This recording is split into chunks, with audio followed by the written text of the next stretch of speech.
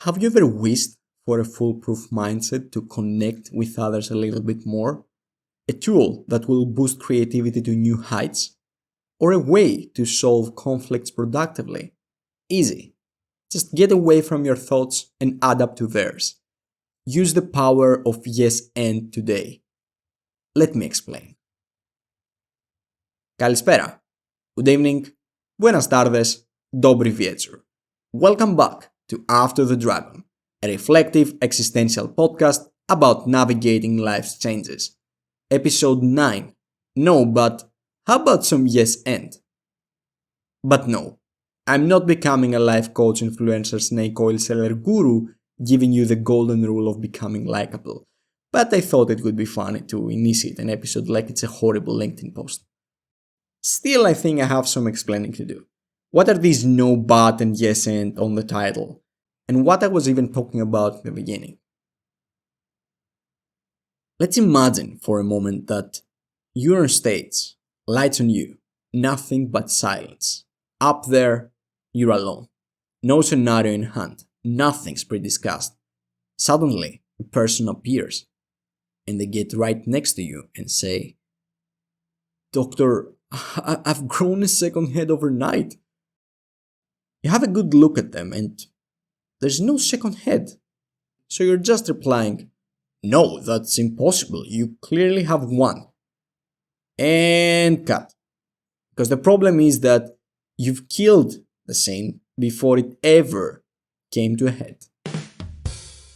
That's a classic example of a no but. The other person came up to you with an idea and you've stuck to your senses and thoughts and you've just rejected what they've just said. I know it sounds like a silly example, but we have been no-butting others and have been no-butted from others for all of our lives. The time a partner or a friend invited us to something that we were not crazy about. The time a hateful colleague suggested an idea in the team meeting, or the time when a stranger tried to initiate a conversation with us. In each of the scenarios you might say, "Why go there? It's a horrible place, let's just go for a coffee instead." "Oh my god, that's a horrible idea. It wouldn't work because of this and that." "Do I even know you?" Doesn't all this sound familiar? Because don't get me wrong, it's an essential mindset. Not all ideas are created equal, nor you have to agree with everything, but there's also the other side of the coin. Yes and. So what the hell is yes and? After returning from Albania needing to reconnect and push past comfort zones, I decided to join an improv class, moving closer to Kaizen's Gemba, where things actually happen. And if you are familiar with the term, after this episode, go listen to the previous one.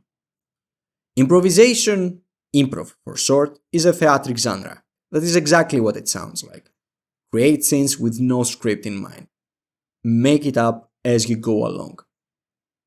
It has been a lot of things that I knew I lacked my whole life. It's highly rhythmic, it's very unpredictable, and it's so social.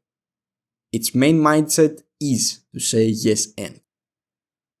When you're on the stage, improvising with another person or people, you have to let the creativity flow.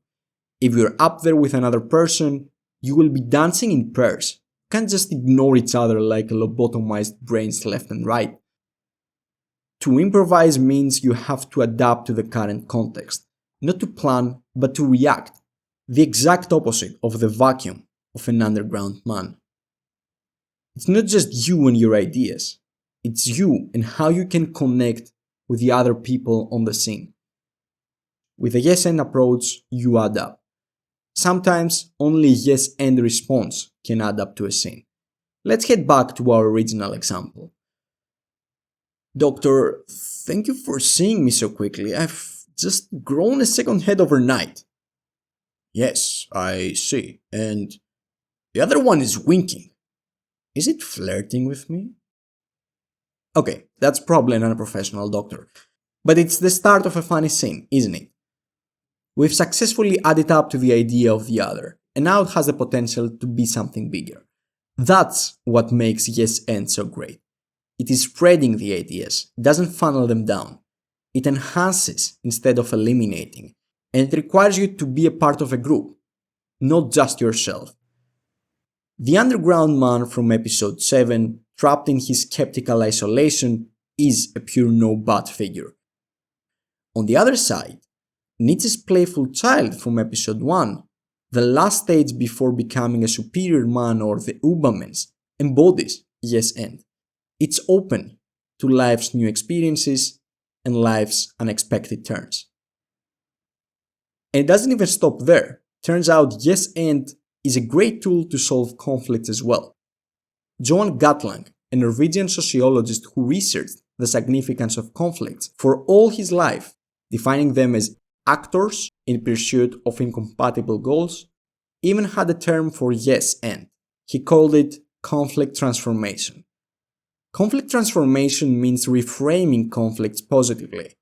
Instead of negotiating downwards into compromises that satisfy no one, it opens space for creative, cooperative solutions where everyone gains something valuable. It's a collaborative approach often overlooked, because we take for granted that we have to be opposing one another, not collaborating. That we have to take care of our freedom and ideas first, above all others. That our ideas are the best for the improv scene, for the negotiations, for life itself, and not of our co-actors and all the other people in our life. We've been cutting corners in each part of the way. We've been missing opportunities to connect without even knowing it. And yes and, it's a great tool to change that. Now I'll make a stop here and get a little bit inspired from a great friend, fellow writer, and podcast listener Luca. If I was to stop the episode right here, he would argue that no but isn't always wrong. And he's right. Balance matters. Both approaches have their moments. As I said, it's a coin with two sides, or four actually, because we have no and that shuts everything down coldly, and yes but as a cautious optimism. Each can be valuable in the right context. That's why I'm stopping this episode here. As in the thesis of the yes and we've explored today, in the thesis of unchecked positivity and gratitude of episode 6, of the need to escape the isolation and personal vacuum of episode 7, we need a strong antithesis. And the next episode will feature exactly that. The next episode will have a critical look at modern life's pressure to constantly achieve, referring to a modern-day philosopher's work that couldn't be more relevant. Beyond Johan's insights from the burnout society. For that, stay tuned. But for now, you don't always have to reject, as you don't always have to adapt. Still, you can do both, so depending on which side you're mostly using, how about trying to explore a little bit of the other? Thank you for reaching the end of the 9th episode. For the sources, I will be putting them in the description. Special thanks to ThessImprovice for being such a great place to learn the magic of improvisation. Consider dropping a like, a review, to follow and share, or give me feedback on how to improve the show. The next episode is on the 8th of May. See you all then!